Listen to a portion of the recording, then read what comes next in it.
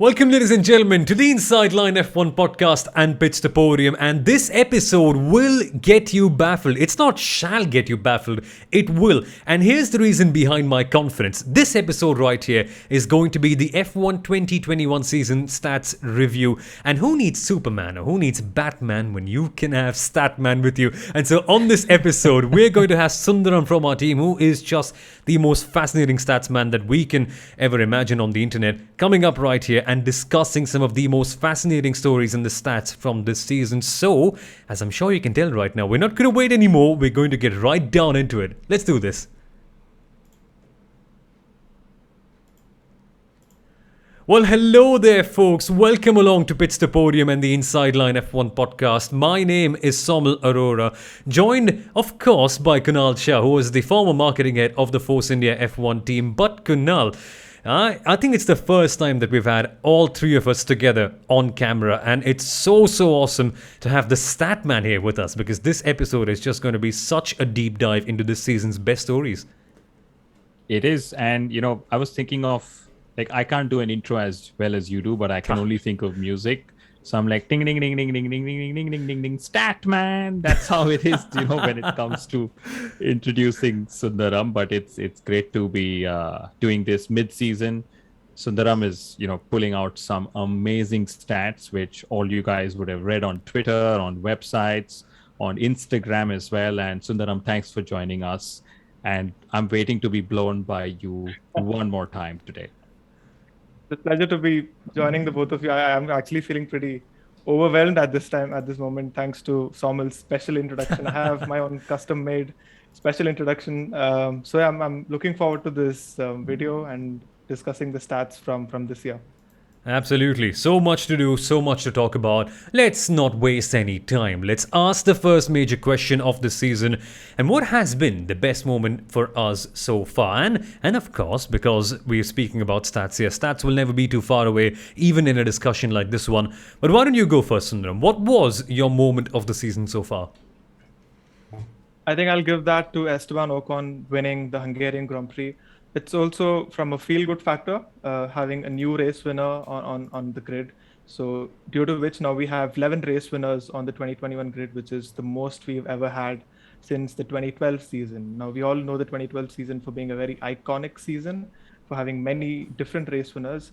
But it also shows that the young brigade that we have right now, that the young drivers going all the way up to Russell, they are a very talented bunch.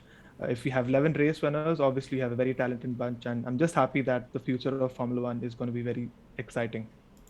It's a crazy amount, isn't it? 11 Grand Prix winners, and who would have thought that in the last couple of years we'd see someone like Gasly or Ocon end up winning races, but that's just the magic of the season. But I get a feeling, Kunal, I don't think Ocon winning was your moment of the season, was it? No, it definitely wasn't rather. And I'm sure Sundaram somewhere deep inside, given all the Alonso in the background, was like, I wish it was Fernando Alonso scoring a win. Maybe Formula One wishes it was Fernando Alonso scoring the win. He played a great role in the victory, but, Alonso winning would have been even more epic. Taking nothing away from Esteban. I'm sorry, I don't mean to do that, but what a great stat. 11 out of 20 drivers racing have won a race, which is over 50% of the racing grid, and that's I think phenomenal in every way. And my moment, Soumil, has to be Silverstone, has to be Cops. I don't need to say any more. We've discussed it, we've dissected it. It's been done over and over again in various platforms, and I think to me the reason why it is definitely the most striking moment of the season was just the way it polarized the sport, just the way it brought a lot of chatter around. Hey, there is this generational title rivalry and everything else that followed after that. So, and then of course there's that great stat again, which is something Sundaram has been updating through the season, which is the number of laps led between the two title protagonists and who is actually leading the world championship. Absolutely. As you can see right now, 403 led by Max only 128 led by Lewis. We shall discuss more on that in a second, but the reason why it also has to be Silverstone for me is, well, we've all seen Johnny Herbert winning a couple of races here and there, but you remember Johnny Herbert's win as much as you remember Schumacher versus Hakkinen clashing in that same time frame? I don't think you do in the long run. It's these rivalries that you remember, and that is why Silverstone, which was a crash 3 years in the making, has to be my moment of the season. But there's more to the season than just a few good moments. There's so much more to talk about. And let's actually get down to that title rivalry in itself, because this seriously has the potential to be one of the greats of the last decade and a half or something like that. So straight away, Sundaram, straight away, we are seeing such a crazy thing. You mentioned the laps led graphic. It's absolutely mind-boggling to see that Max has done almost 4 times as much than Lewis. Yeah. So the fact that Max Verstappen has over 400 laps in the lead, you would most probably think that he is the person who's leading the championship, and that's what's happening over the last several seasons. But the fact that Lewis Hamilton has led probably 1/3 of that number it's quite staggering, and that he's leading the championship. And that boils down to two things. First of all, it's the strategy that Mercedes deploy in certain races. For example, Spain and Britain are very classic examples. Hamilton won those races, but he led just a couple of laps, the last few laps in that race. So you don't really need to be leading those laps to win it. And the second thing is Hamilton's consistency. In the last 4 races, Hamilton has led just 6 laps. And Wow. Verstappen has led 142 laps. So we'd probably think Verstappen is the person who has more points in his kitty in these last 4 races. But actually it is Hamilton who has 76 points after leading just 6 laps. So that's what it's the consistency of Hamilton always being right up there in the points, taking a second place or a fastest lap, and also coupled with the team strategy. So yeah, don't let these stats mislead you on the most laps led. That doesn't portray the best picture. I mean, when it comes from such a credible source, you can't be misleaded as well, right? But seriously, Kunal, how long has it been since we've seen a title battle so close in terms of points? Even Vettel and Hamilton was pretty decent, but I think we get a feeling that this one will continue right down to the very end, and the stats show it all the way through. I think the stats show it all the way. It's, like Sundaram said, don't let the stats mislead you. And that's true, because, the stats always reveal only that much of the story. So if anyone's, tuning into Formula One and the podcast and watching the video just for the stats, guys, the real meat is actually in the races, because what this stat that Sundaram has, just shared about most laps led versus the driver who's leading the championship battle also shows 2 things. The first is that it matters when you are leading your lap. Are you leading your lap at the start of the race? Because what's actually important is leading the race at the end of the race, and that's the key thing. And the second, of course, is just how closely fought the battle is. And Max Verstappen, he's not seen. He's had the last 2 races where first lap incidents have cost him, great performances. Then, of course, in Baku, he had the failure as well. So it's one of those things that, it's just luck that needs to change. And that's the, radio message that Christian Horner and Max Verstappen exchanged at the end of the race in Hungary, right? But Soumil, since you mentioned just how close, the title battle has been, again, this is credit to Sundaram. He feeds all these stats, and I keep reading them everywhere he posts them. But the title rivals are separated by just 8 points. And this is after, of course, Vettel's disqualification becoming official and so on, right? So Hamilton leads Verstappen by 8 points. And this is the smallest margin at the mid-season mark since the 2010 Formula One World Championship, right? And then, of course, back in 2010, it was 4 points that separated Webber and Hamilton. Then, of course, we know that Vettel went on to win, but this is the smallest gap that we've seen since 2010. And I think that's just going back to the point that watch the races. That's where the meat of all of this lies. Genuinely. And Liberty Media will be laughing all the way to the bank after seeing these kind of statistics, after seeing how close the battles are.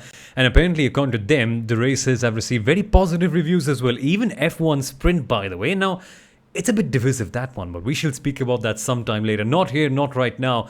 But what we can talk about right now in this amazing championship fight is that it's not just Hamilton who's leading the championship for Mercedes. Mercedes have also pipped Red Bull at the very end of the season, at the very end of the first half of the season at least, to get the Constructors' Championship lead heading into the summer break. They've got 303 points, Red Bull some 291. And that's a bit surprising considering that Bottas has had so many DNFs and all that. More on that in a couple of minutes' time. But this is outstanding. And the omen for them looks very, very good. Because this is one stat, of course, that I pulled out from Sundaram's Twitter feed, which you should follow, by the way. Link in the description. That 19 of the last 20 championships have been won by the constructor leading into the Hungarian Grand Prix. Leading out of the Hungarian Grand Prix is what I mean to say. And that is just some stunning stuff. And who was that one team that couldn't quite capitalize on that, Sundaram, back in the day? That was back in 2003. That was the Williams team. But you also have to remember the races back then, they were the seasons back then, they had much shorter races, 16, 17 and so on. So if you're looking after the Hungarian Grand Prix, sometimes the Hungarian Grand Prix was well after 12 or 13. But the stat looks very good for Mercedes if they want to go by these numbers and predict if they're going to win this. Exactly. Things look good for them on that side, but they need Bottas to deliver. And so let's speak about Valtteri Bottas, right? There have been some really eye-opening stats from the entire rest of the pack, apart from Hamilton and Verstappen as well. This one right now, I think the focus just has to be on Valtteri Bottas. And how outstanding is it, Sundaram, that Bottas has a top drive, but unfortunately for the poor man, he just cannot convert it into a big result this year. No, like you mentioned, it's a top drive. That's a seat where the rest of the grid would die to be sitting in and driving that car around, because that is a championship winning car for the last 7 years. George certainly would. George Russell has been dying for it for years now. Definitely. And it seems like he's probably going to be the next person who's going to be sitting in that car next year. But Bottas has been having a torrid season this year. He's had 3 DNFs, like you mentioned. He's had 3 DNFs, and that's the most he's ever had in one Formula One season, and the most a Mercedes driver has had since 2014. So it goes to show that they usually don't suffer a lot of reliability issues or crashes and all of that. But this year it's happening to Bottas, and with these results, his 2022 seat definitely is in danger. And it's a bit crazy, isn't it? I think it was the Sky commentary team that pulled out the stat while the race was going on, that in Hungary, it was the first ever career first lap retirement for Valtteri Bottas that he had in that race. It's just stunning. It's no sabotage. It's nothing like that. It just is a coincidence. But Kunal, coming back to the stats on Bottas as well, I know we're stressing a bit on him, but it's a bit remarkable that from the last year, Bottas has 53 less points from this very stage of the season last year. I don't even know what to say. It's just not been his year, and Mercedes would certainly be wondering, well, for now, it's not a problem because we lead in the Constructors' Championship, but that's down to a lot of bad luck for Red Bull. Had both their drivers been on the perfect luck, I don't think Mercedes would be where they are. Absolutely. You know, I like how both of you have nicely slotted Bottas in this whole rest of the pack discussion, because technically speaking, after Verstappen and Hamilton, literally everyone is rest of the pack, and that's because of how Perez and Bottas have been performing in 2021, and because of the fact that Lando Norris has taken himself into the P3 battle as well. But yes, Bottas needs to perform, and it's a high stakes battle. It's also about who loses more points with who loses more money with all the crashes that have been happening, courtesy of the Mercedes drivers as well. And my best of the rest, or the rest of pack stat that really stands out, again from the Hungarian Grand Prix, that Williams has scored more points in the Hungarian Grand Prix alone than they did in their last 70 races. And that exactly is mind-boggling, literally in every way. Of course, there is now this whole talk of, hey, Williams has of course jumped up the rankings. Suddenly they're saying we don't need paid drivers, we've got funding. They're going to get more money from Formula One as well. And then Nico Hülkenberg, who's on one of those drivers on the long list of Williams's prospects, he's gone and shared this picture of him driving, I think it was a Williams car, back in time. And suddenly that spiced Cheeky. up the whole driver silly season discussion as well. And mind you guys, Nico actually did that last year when the whole Red Bull talk was happening. He was seen using a Honda lawn mower, I think. He was. So, Right. not sure if him sharing a picture of Williams is a good omen or a good hint in any way, but yes, Williams scoring more points in Hungary than they did in their last 70 races is my mind-boggling stat for the rest of the pack. How do you do this, Sundaram? How do you pull out data like that? It's a question we end up asking quite often in the team WhatsApp group whenever Sundaram posts his work right there. You know what to do, guys. You know what to do. Check out the link in the description to see where you can follow Sundaram and keep up with his stats as they come on in. But here's another one. Here's another one of the stats that you pulled out, Sundaram, that I have to bring out right here. Points gainers. We mentioned that Bottas was 53 points down compared to last year. This time out, it's Mercedes losing 88 points in relation to last year. And it, in a way, is a big thing, losing 88 points in comparison to last year. But when you've got two cars all of a sudden in the fight for the championship, two cars competing for race wins in Sergio Perez and Max Verstappen, I don't think it's the biggest thing in the world. But that said, there are teams gaining. And is it any surprise that Ferrari and Red Bull are the two top gainers, with Ferrari gaining 83 points and Red Bull gaining 80? And this is a very interesting statistic now. You can't have one statistic. You know the deal, man. I'm just confusing myself right here. But what I mean to say is, it's alarming to see how quickly Red Bull Racing have jumped up the ranks, how quickly they have worked things up, and how the regulations have favored them. But even Ferrari, we were lamenting them, we were criticizing them all the way through. In 2021, they've just flicked a switch. And this right here is just something brilliant that we're seeing from the team right now. And the best part is it's coming from two drivers instead of just one, which brings us into discussing more about teammates, because all of a sudden we have a few really interesting stats to speak about teammates and how they are faring against each other. And clearly, guys, Mattia Binotto right here is coming up and saying Ferrari just has the best driver lineup on the entire grid. And it just might be backed up by the fact that their two teammates are so close on the rankings right now in terms of points as well. And it's not the older driver in the team who's winning, it's the one who's joined in here. Yep, because we have Sainz coming into the team, and you would often think that when drivers are presented with new machinery, they're going to be taking some time to get accustomed to the car, and there's going to be a couple of issues and everything. But Sainz has been his consistent best, what he's been doing since his McLaren days and even before as well. He's right up there with Leclerc, and there's just a 3 points difference between the both of them. So I would differ to Binotto's claim that he has the best team or the best drivers in the field, because I feel that there are much more talented ones or much more skilled drivers than, for example, like Perez and Verstappen. But it's just that Perez is not firing on all cylinders, and also with Ricciardo not firing on all cylinders, I think there's a bit more output that can be extracted from that Red Bull and that McLaren.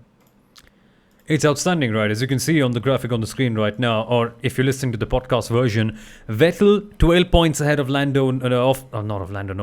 Stroll, that is. Sainz 3 points ahead of Charles Leclerc. Both of these are two drivers that have come into the team and who have made an impact all of a sudden. But Kunal, what's actually interesting is that on the back half of the field, we might just have a very fun driver who is all of a sudden the one furthest behind to his teammate. It's not who we think it is somehow. Yeah, that's the biggest surprise. I have two surprises, First, of course, is that the biggest qualifying gap is actually Yuki Tsunoda to Pierre Gasly.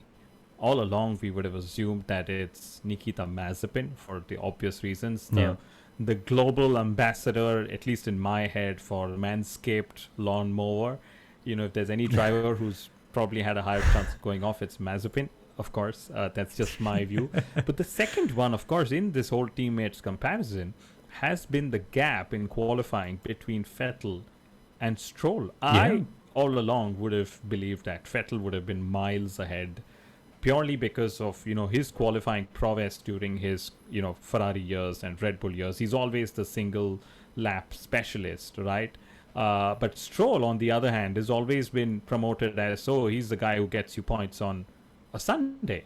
But suddenly when you see this gap between the Aston Martin drivers, and I'm like, okay, wow, that is really close. It is just fascinating, this one. And Lance Stroll, we've often said that, oh, he's just a pay driver. He's here because his dad is in. That might be the case, but you've got to admit, he's closed up the gap so much. And these teammate comparisons really boggle your mind, right? Because as Kunal, as you rightly mentioned, who would have thought that he was so close to Vettel in terms of qualifying and even in terms of the points gap? Had it not been for Hungary, well, who knows how things could have been. Had it not been for the disqualification, had it not been for the crash. But yeah, stuff just happens. Yep, I have one further point to this whole teammate comparison thing. So, like Kunal mentioned, it's Yuki Tsunoda who has the biggest average qualifying gap to his teammate. Yep. And also, if you look at the points difference, you see Sergio Perez is 80 plus points behind, Daniel Ricciardo is 60 plus points behind. But once again, this stat, the numbers are pretty misleading. So if you look at their teammates, it's Pierre Gasly, it's Lando Norris, it's Max Verstappen. And all these drivers have been with the team for a couple of years. They're accustomed to the cars. They know how the different functions and how the team work. So in that sense, it's a bit tipping in their side. Obviously, they will be extracting a bit more potential than their new teammates. So in that sense, Nikita Mazepin and Mick Schumacher are on a level field, and they are two rookies. So in that sense, I would say Nikita Mazepin is the slowest driver on the grid at this point of time, because your teammate is the benchmark that you've set if you want to compare the performance. So in that sense, I would say it's Nikita Mazepin and not basically what the stat says about Yuki Tsunoda. The exact numbers: Pierre Gasly and Yuki Tsunoda, 5/10 of a second, not 5.5 of a second, the average qualifying gap. Mick Schumacher and Nikita Mazepin, 4.5 of a second, the average quali gap between them. Verstappen, 4.5 ahead of Sergio Perez. George Russell, 3.7, 370 tenths of a second behind of Latifi. Giovinazzi again 3 tenths ahead of Raikkonen. Norris 3 tenths ahead of Ricciardo. Hamilton 1.5 odd tenths ahead of Bottas. Leclerc 1/10 ahead of Sainz on average. Ocon just 0.03 of a second ahead of Alonso per lap, and Stroll 1.5 hundredths. It is just stunning stuff, these gaps that we've pulled out right here.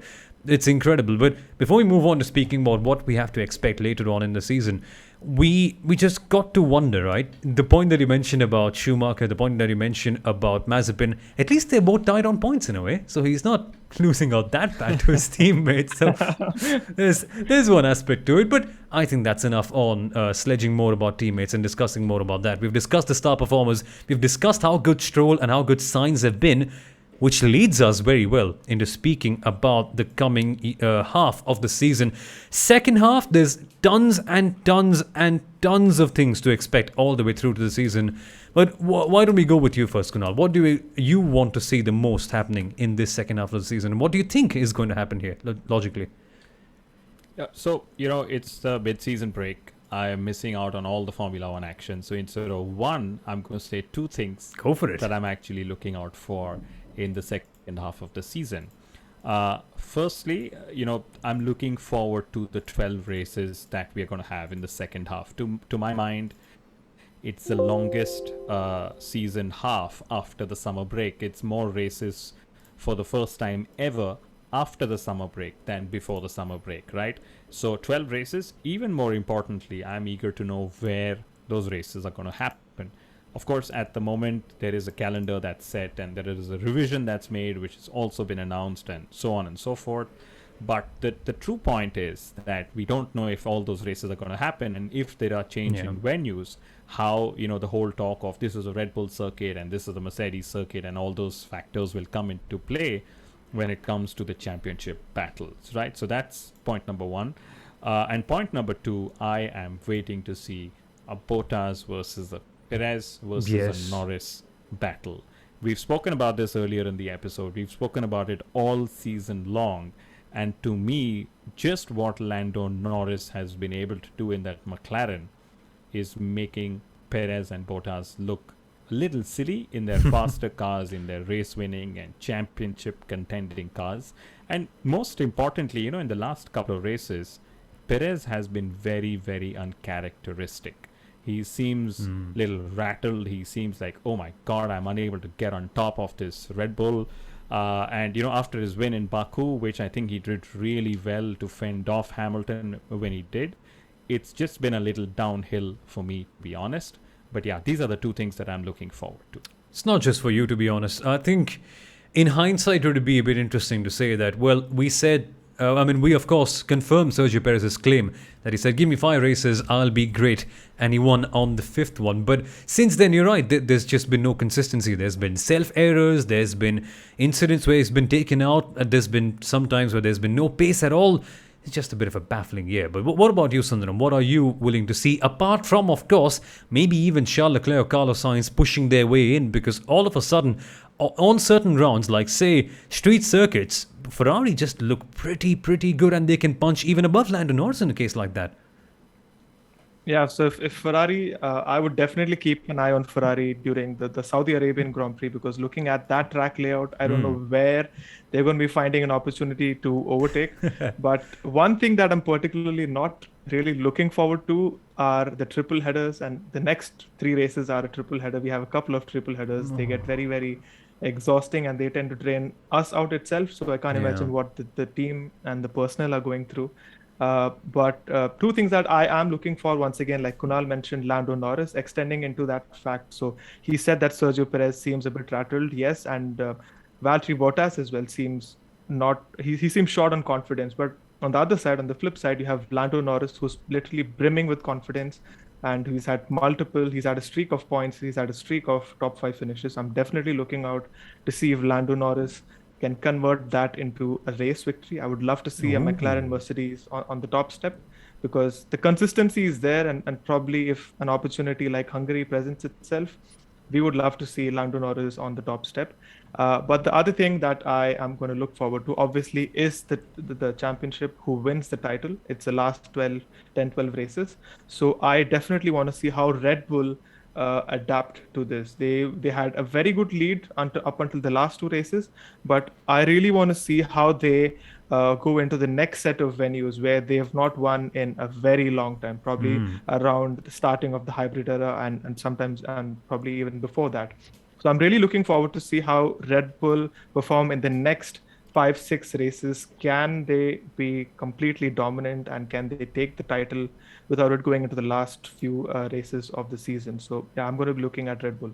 And that's such a good point that you mentioned. Leads us straight into a graphic that you made, and this is a crazy one. Red Bull's last wins at the next venues. Belgium 2014 when Ricciardo won. Italy 2013. They've never won at Sochi ever, which is a bit, of course, understandable, because Sochi came on. Track. It's a Mercedes track, yeah. Or more specifically, a Valtteri Bottas track. It's only Austria or Sochi where Bottas looks so good. Everywhere else you wonder, well, why is he still there? So there's that one. There's also Turkey with the last one in 2011. Again, it makes sense because Turkey wasn't there on the calendar for a while.